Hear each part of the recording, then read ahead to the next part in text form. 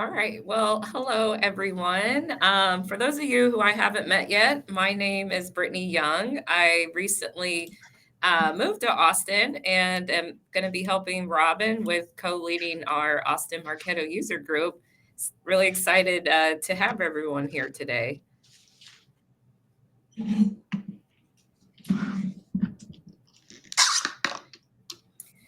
As a reminder, with our housekeeping rules, remember just no self-promotion or pitches of any kind. Please don't contact people outside of the user group without their consent. And if user group members share their use case at this user group, please don't share that out with other people without their consent.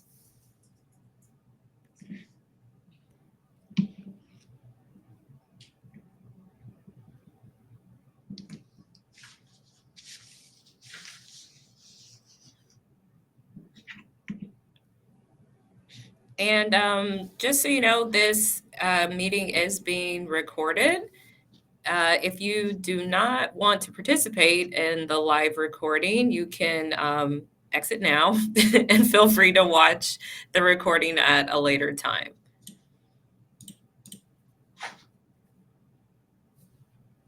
And make sure you are connected in Bevy.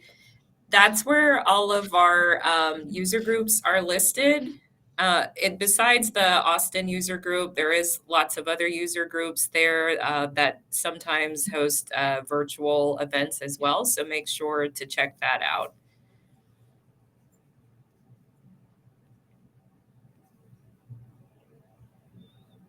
And what we've all are probably very excited about is Adobe Summit next month.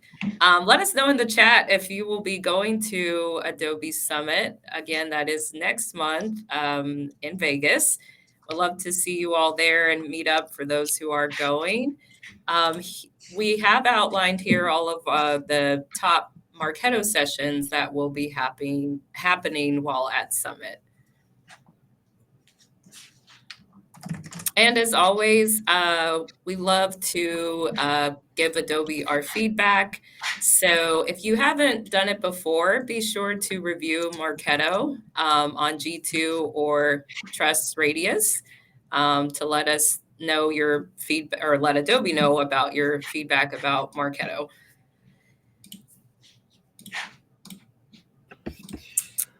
All right, I'll hand it over to Robin, who's going to be introducing our special guest today. Absolutely. Thanks so much, Brittany. Raja is well known in the Marketo community. If you've ever, he's fantastic on LinkedIn. If you're not following him, I recommend following him and his entire organization at GNW Consulting. He's got over 20 years of experience in marketing operations, has been a solution architect since 2011. And he works with startups to Fortune 500 companies, turning strategy into execution.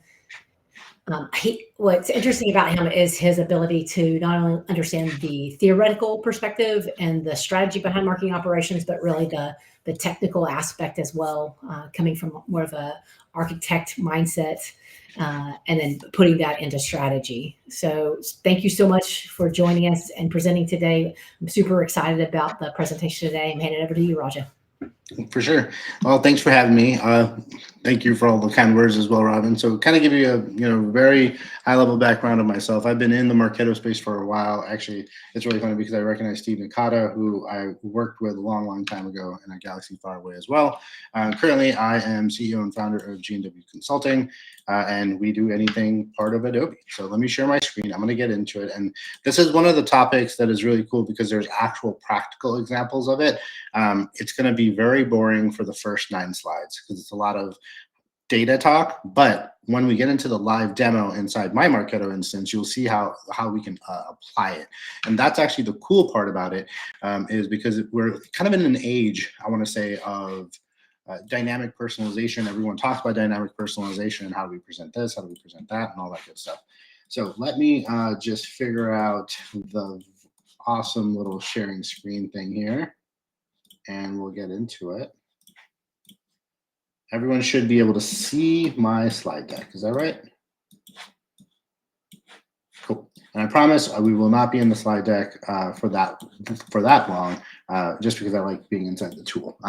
Cool. So what we're going to talk about is mastering Marketo email scripting and personalization at scale. Email scripting is kind of like this black hole. Everyone knows it. Everyone knows Marketo can do it.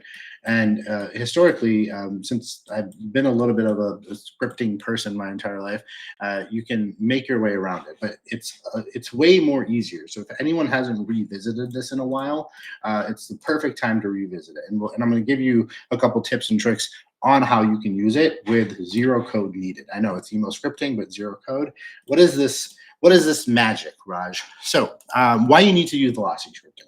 So it lets you dynamically adjust anything. So when we talk about Boolean fields, or we talk about formula fields, or we talk about lookup fields inside Marketo, there's always an alphanumeric kind of code to it. It's like A0, a bunch of numbers.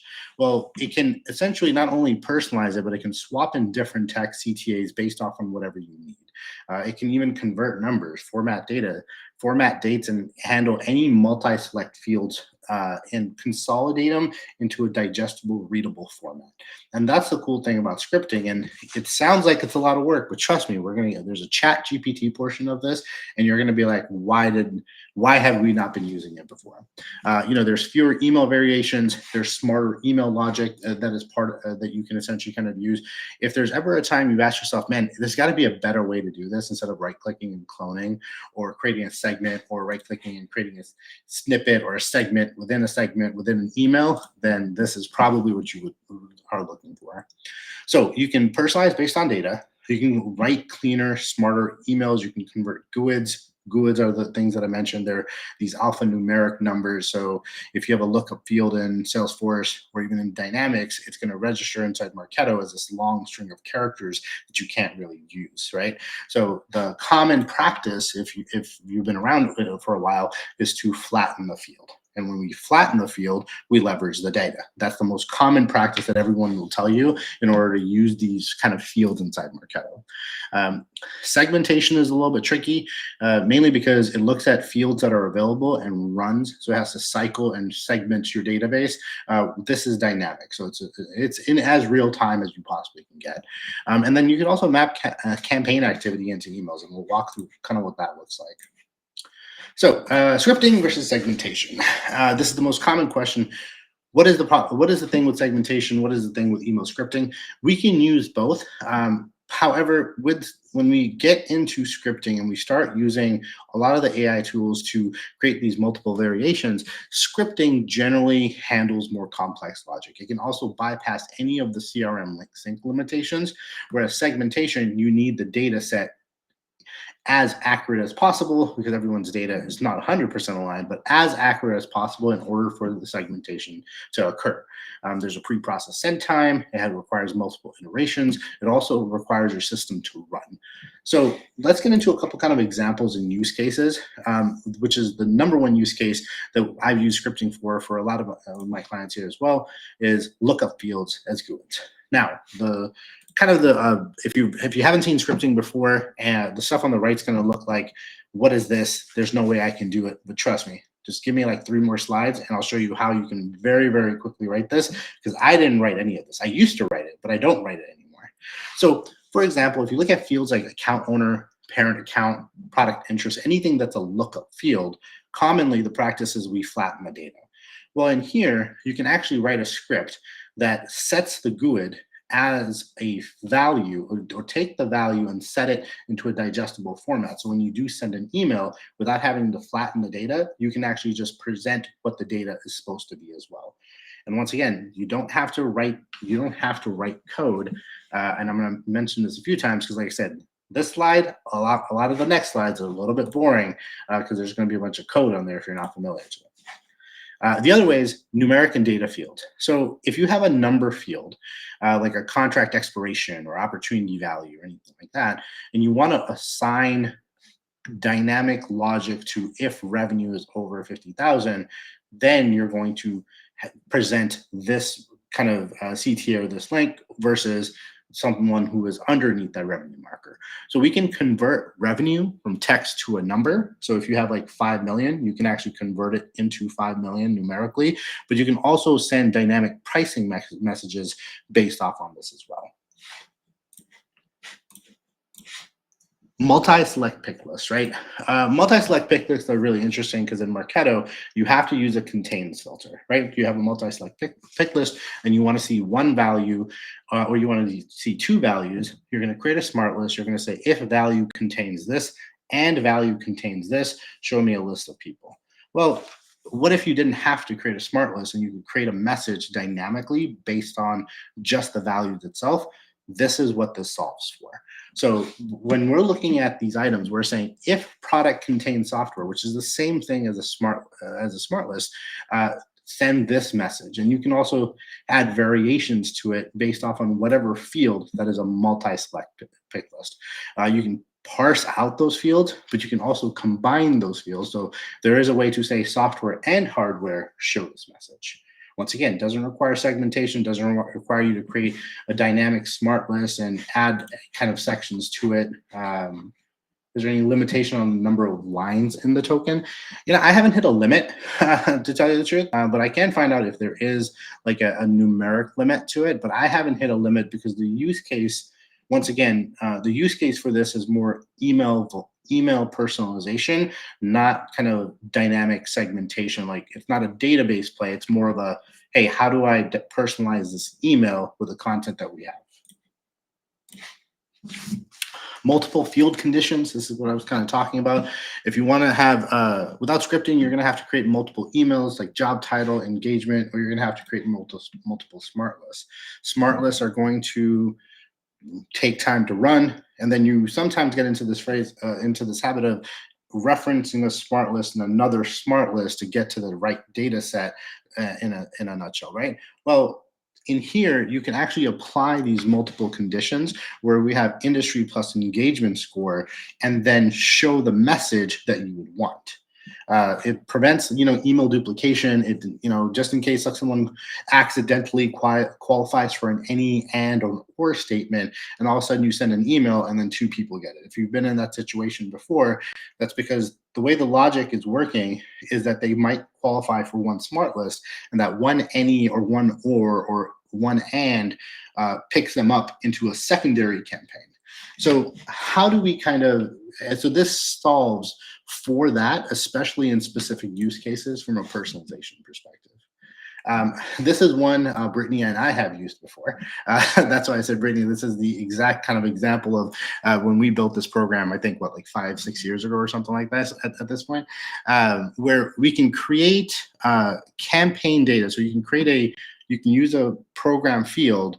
When someone registers for a webinar, you can then see if a person is already registered and display a different text. You can display a different value based off on either a custom field or a formula field, or I'm sorry, not a formula field, but a program field.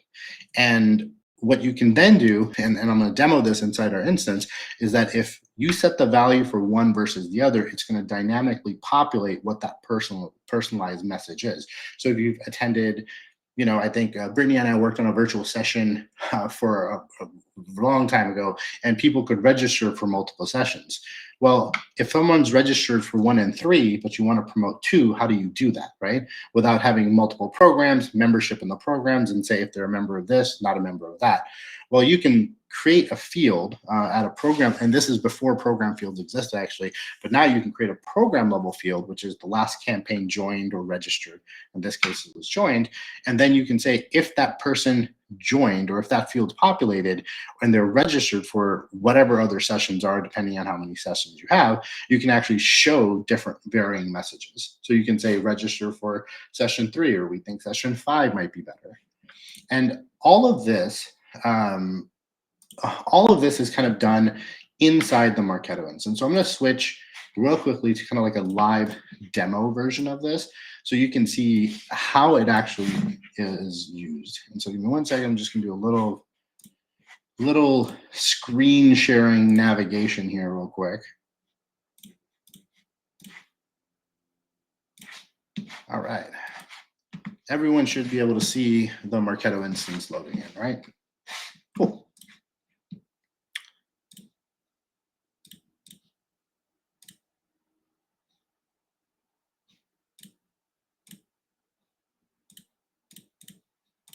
All right. So I'm going to populate this email real quick. I'm just going to kind of preview this email. And this is the generic version pretty much everyone's kind of going to not get. That's the other interesting thing about email scripting is that when you look at this, you're going to see a couple tokens. You're going to see, okay, well, it's GNW Consulting and there's an X on here. And the option 2 is please click on my emails. This is dynamic. So now if I go under person and I'm going to add my wife's email address in here, now you're going to see, hey, please click on my emails, GNW Consulting X. Well, now if I just add in my email address,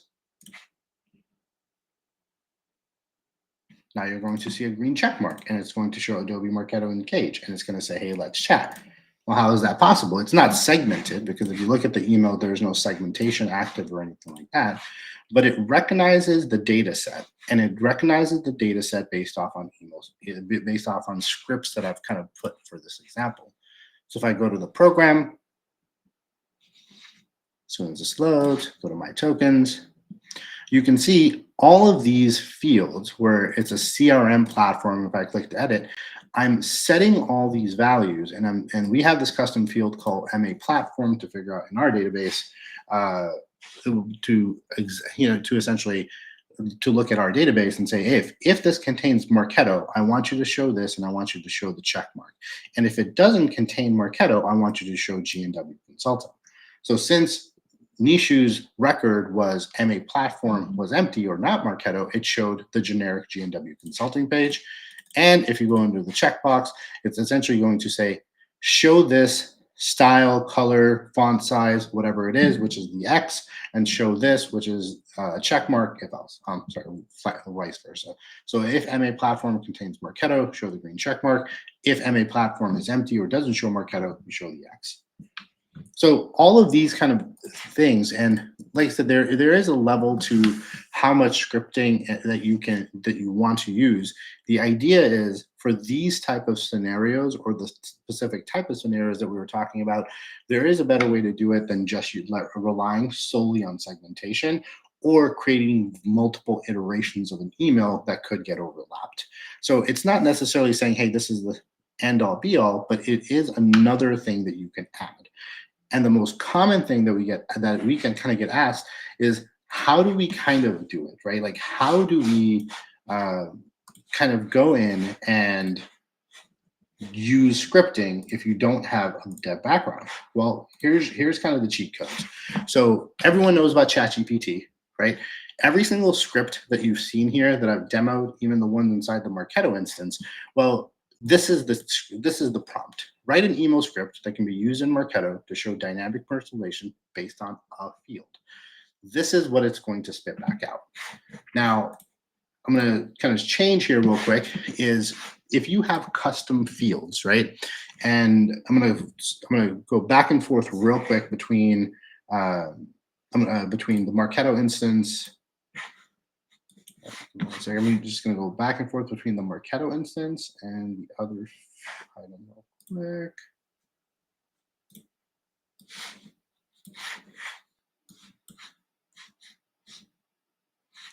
So the interesting thing with this field is if you go under admin and you go in your field management and you select any field. So in this case, you can go ahead and kind of select MA platform. This is our kind of custom field that we have. And if you take this API name or the CRM map field here, you can actually use this in your prompt. And you can say, write an email script that can be used in Marketo to show personalization based off on this field. And then you can put in the MA platform, your custom field. And what it's going to do is it's actually going to it's going to give you something. Sorry, a lot of scrolling. It's going to give you something that you can use in your platform for the prompt that you've put in. So if you're trying to create something that is a little bit more dynamic, or that is trying to solve for a GUID or a lookup field or a multi-select pick list, you actually don't actually have to even write code. The only thing that you have to do is make sure the prompt makes sense. And this is me. If you look at this right here where it says write an email script, this is the exact prompt that I use, and this is what it gave me. It even gave me icons that we can kind of leverage, right? Obviously, always test, please. Always test to make sure that it's working as intended. But it solves probably, I want to say, 80 to 90% of a lot of scripting that you probably never used before, because we haven't leveraged ChatGPT for it. The only thing that you really need to do, don't forget the basics. So there is a helpful link. I think Steve, probably put inside the chat as well, which is the exact same link. The only thing that we really need to do is when we're looking at scripting and we're looking at how scripts work, we're making sure that we go inside Marketo and we check the field for it to load the data. This is the most common reason why items don't render the way that it's supposed to render. So if I go back real quickly into, I'm going to stop, get out of presenter mode here real quick. Give me 1 second. So the most common reason that your data doesn't populate when you're running a script is because here on the right side, we don't have any custom objects, but if you had custom objects, you could pull data from there as well. But if you went under person object and you scrolled all the way down into where that field is, you just have to check that field. If you don't check this field, the script won't work.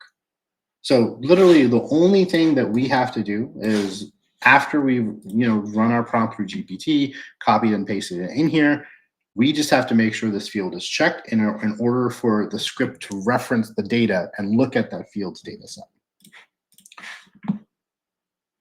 Cool. So why use velocity scripting, right? In the modern day world, this used to be a hard thing because, like I said, you can go into ChatGPT, literally copy and paste your field data and have it run something and solve and write a script for what you're solving for. So why do you want to use it? It's gonna be easier. It's easier than ever. It keeps the messaging relevant. It can also fix blank data, convert GUIDs into readable information that people can that you don't have to flatten fields for. If you're at a big corporation, the idea of creating a flattened data set or a flattened field for a lookup field to be used in marketing is tough. This bypasses that entire process, right? Because you don't need a field in Marketo. You can actually just set it at the program level. It eliminates manual segmentation. And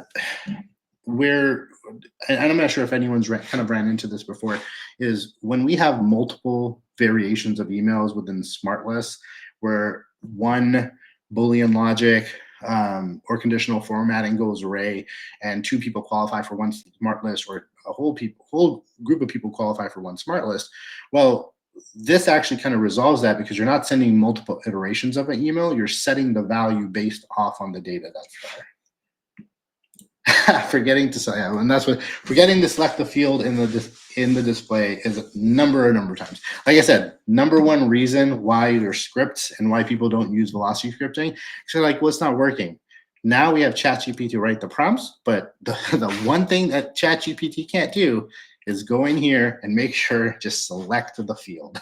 that is the only thing that you have to do. And if the script doesn't work, you can literally copy and paste the script, put it in ChatGPT and say, hey, this is not working. Can you troubleshoot this for me? And it will do it. And it doesn't require a lot of niceness. Like I said, here's a live version of a ChatGPT prompt. Write a Marketo velocity script at a higher level for industry field.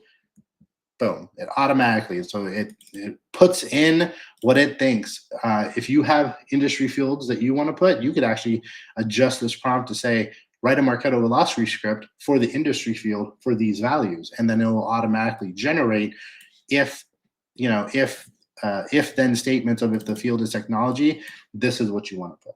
Makes it super easy, and like I said, it bypasses that entire kind of, hey, we have to flatten the data. So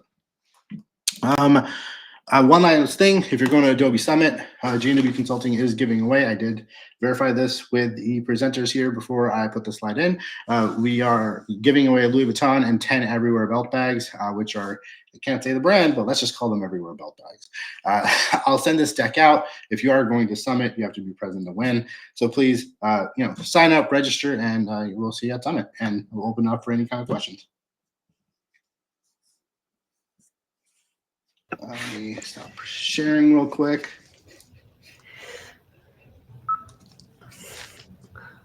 When you're testing the velocity scripting, can you test it? Will it show up in like a send sample, or does it have to be an actual send to see the difference? The cool thing about the velocity scripting is actually it shows up in the preview like it's going to render. I don't trust that much technology, so I always do a test sample and a test send no matter what. But the cool thing about velocity scripting is, since it's data, right? It's logistically just data that you're referencing. It's not a segmentation, and then you have to go into the segmentation and use a different version of it.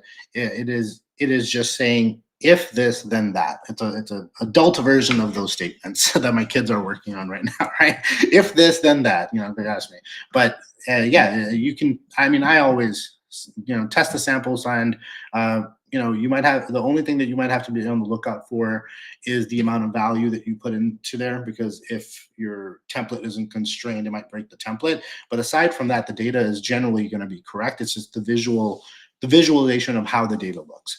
And that's why I said it's a combination. It's not a use segmentation for instead of this. It's more of a, how do I solve for those nuanceical scenarios where I just can't flatten a field. I need to do multivariant sand. I have a multi-select pick list. I have a GUID that's not digestible. There's no way I'm going to get a flat feel version of this. So instead of creating 15 emails, you can literally go to GPT, write a script, throw it in there, and test it.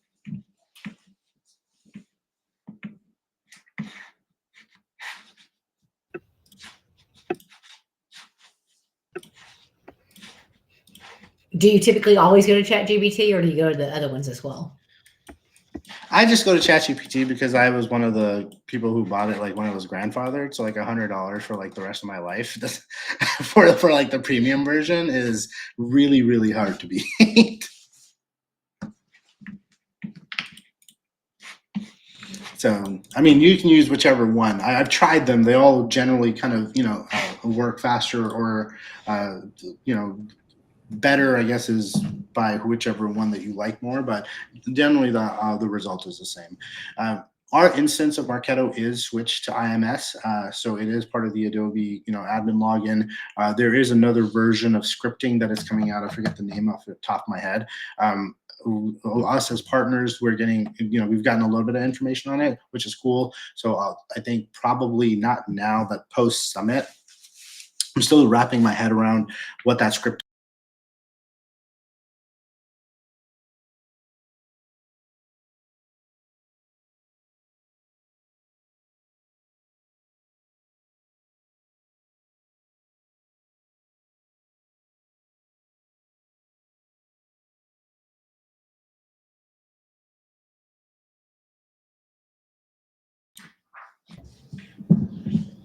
Are you going to Summit, or who's going to Summit?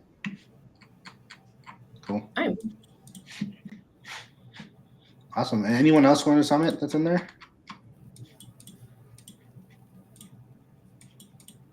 What kind of restrictions are there with where we can put scripting? For example, as long as the program level has the my token, could we input the script into a template for holding a tracking pixel? Tokens within tokens for templates, I wouldn't recommend. There is a level, I think, that like you can't put a token inside a script. If you use the token as a my token for it to render the script, not for email scripting. Like if you're going to put a tracking pixel into a template, then I would just use a standard, like text message, because the tracking pixel is not going to dynamically change. like I said, the purpose of these ones is it's commonly to personalize emails and stop creating variations of other emails from a segmentation or using snippets or trying to use smart lists to parse out a lot of the people who should receive what iteration or variation of what email. It's more of like, hey, we can actually put this inside one email. The content will generate, and logistically it will be the exact same. That's what we're really kind of trying to solve for in this case. Would localization be another example of that? Because I know that's one of the things in my instance. We have a lot of variations because of like languages. So like language variations. Yeah. You could. It depends on how much content is in the email. Like I said, I've created those variations for different languages before, but I believe that the best use case for these ones is because you should have a field for language. I'm assuming if language variation is a thing, is you could probably create like different CTAs, different items from a language perspective. But this is more for like a quick email. This is more for like, hey, like I wouldn't go. Like, anytime marketers are presented with something cool, they want to use it like everywhere and anywhere. But this is just in the examples. Those are the most common versions of it. You have a GUID, you don't have a flat field. Okay, we want to put an actual digestible data format into it. That's probably the number one use case, right? Is because GUID fields and alphanumeric fields or formula fields or custom objects, those are the ones that we're really trying to get the data from. Segmentation is already there from a language perspective, and sometimes it's a lot easier to just go in and create a different segment for a language email than like go in and try to edit the email for every single language in an if-then scenario inside scripting, right? These are, okay, well, we have the entire email, but there's this one portion that I maybe want to make a little bit more dynamic, and that's where you would leverage it. It wouldn't replace the segmentation part of it. Okay, that makes sense.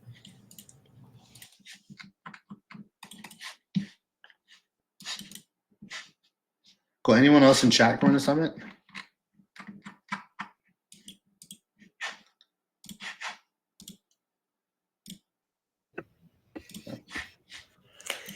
All right. Well, cool. Thank you so much, Raja. I really appreciate it. For anybody that's joined and for anybody that registered, we'll be sending out the recording as well as the slides. Thank you so much for joining, and we look forward to seeing you next time. Awesome. Thanks, everybody. Take care.